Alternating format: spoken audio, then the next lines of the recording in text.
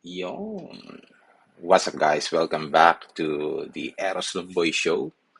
Ibalik na naman tayo dun sa ating old introduction. Okay. So welcome again dito sa ating channel. And alam ko medyo provocative yung ating title for today, no? Bakit unfair maging bingi? Okay? Specifically, lalong-lalo na sa Pilipinas. Okay? So, itong ating content for today is hindi naman siya parang medyo rant siya ng konti. Siyempre, kahit papaano, gusto ko lang ilabas yung saloobin natin dito sa YouTube.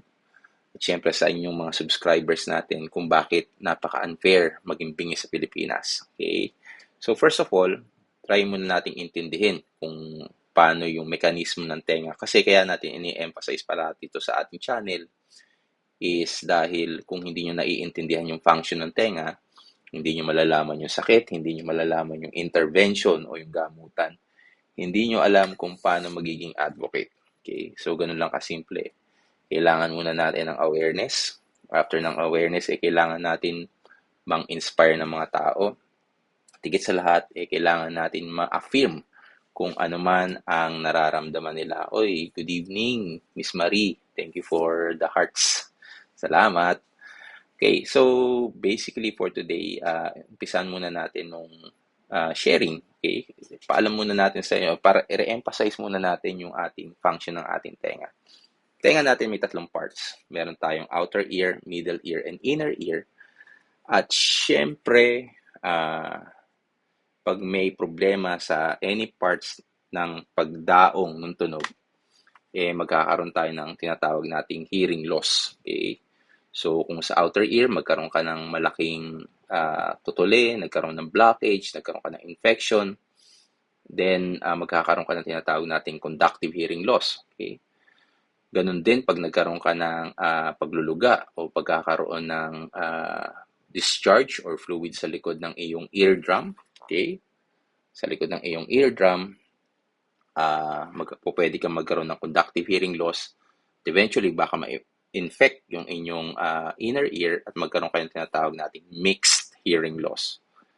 And isa pa sa ating mga pwedeng mangyari sa atin is pag yung mismong organ of hearing natin at balance, yung tinatawag nating inner ear, ay maapektuhan, okay, ng infection o magkaroon kayo ng viral infection, okay, yung hair cells natin inside na nagko-convert ng vibration into electrical signal, pag nasira siya, pwede kayo magkaroon ng permanent hearing loss o tinatawag natin sensory neural hearing loss. Ganon din pag naapektuhan ang inyong tinatawag na semicircular canal na siyang nagmamanage ng balance ng tao. Okay? Siya yung nagmamanage ng balance natin. Pag naapektuhan siya ng virus or nagkaroon ng problema, nagkaroon ng blockage, ng trauma, na aksidente kayo, nasira yung inner ear nyo, doon kayo magkakaroon ng hearing loss at magkakaroon ng hilo. Okay, so klaro yon. Now, meron pa tayong isang hearing loss na tinatawag, yung tinatawag nating retrocochlear hearing loss na kung saan ang problema ay yung ating ugat papunta sa ating brain. Okay? Kung walang transmission papunta sa brain, walang translation o walang interpretation ng naririnig ng ating utak. Okay? So klaro yon, meron tayong 3 parts ng ating tenga, major parts. At syempre, anything na babara dun sa parts na yun ay magkakos ng hearing loss. Okay? Now, para dun sa mga bago sa channel na to, welcome po. My name is Sir Eros. Thank you, Manuel, for watching. You've been watching for like the past many episodes already. Salamat sa support. Thank you very much. Keep up the good work. Now, going back to our channel, okay, so may hearing loss ka na, ano yung mga dapat mong gawin?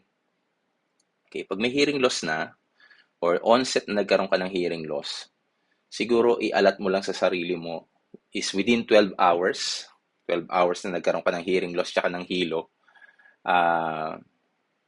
see a doctor right away or see an audiologist right away. Okay? Yun yung dalawang po pwedeng tignan. Pumunta ka na kagad sa ENT mo at pumunta ka sa audiologist mo para masukatan ka ng pandinig, para malaman natin kung aling part ng tenga yung nasira at para maremedyohan kagad yun. Kadalasan kasi sa atin sa Pilipinas is mawala yung pandinig or nati-taken for granted natin kasi yung ating tenga. Kala natin na pag nawala lang siya, may sipon lang tayo o meron lang bumara o yung tutuloy lang. Huwag nating gawing ganong biro ang ating tenga kasi yung tenga natin is meron niyang ugat. Pag yung ugat na yun nasira, wala nang balikan yun. Kumbaga, hindi tumutubo yung ugat. Kunyari, itong bigote natin, di ba, balbas, buhok. Pag naputol yan, nasira yan, tutubo siyang uli. Di ba? Pagdating sa tenga, pag nasira yung tinatawag nating hair cells sa loob ng ating tenga, wala nang balikan yun. Okay? So, once na nalaman na natin kung anong hearing loss natin, or proper description ng ating hearing loss, kung ano may damage, at kung ano yung nakita rin ng doktor, doon pa lang tayo magpe-prescribe ng tinatawag nating intervention. Pwedeng gamutan, pwedeng surgery, at pwedeng hearing aids at hearing implants. Okay? So, depende sa inyong loss, yun yung ating solution. Let's say, for example, ang problema ay nasa outer ear. Uy, nalaglag yung middle ear natin. Outer ear and middle ear ang problema. Kadalasan, ang binibigay ng audiologist at ng doktor, or ng audiologist, nire-refer muna kayo sa doktor. Sa doktor, or sa ENT nyo, ang binibigay is medication. Andiyan papasok yung mga antibiotics, yung decongestant, mga drops. Kasi yan, reversible yan. Pwedeng maibalik sa dati. Okay? Pwede rin na pag hindi gumagana yung gamutan, baka mamaya may mga structure sa loob na nakaharang o may problema kayo sa middle ear structures nyo na pwedeng gamitan ng surgery o ng opera para lang ma-bridge yung gap na nawala dahil sa nagkaroon kayo ng hearing loss or ng infection. Okay? So pagdating naman sa mga audiologists sa amin, ang specialization namin is, wala yung inner ear ko. Ito. Pag nasira yung ating inner ear, okay? Inner ear, okay, yung inner ear natin, yung pandinig natin mismo, pag naging sensorineural hearing loss siya, doon na tayo pumapasok. Okay, doon na pumapasok si Sir Eros nyo, okay, inner ear. Ganun din pag sa organ of balance. Okay? Bukod doon, pag nagkaroon din kayo ng problema sa inyong retrocochlear, may ibang mga subspecialty ang audiology na kayang solving yun. Hindi naman solving, kayang i-diagnose. Okay? So, yun yung ating specialization.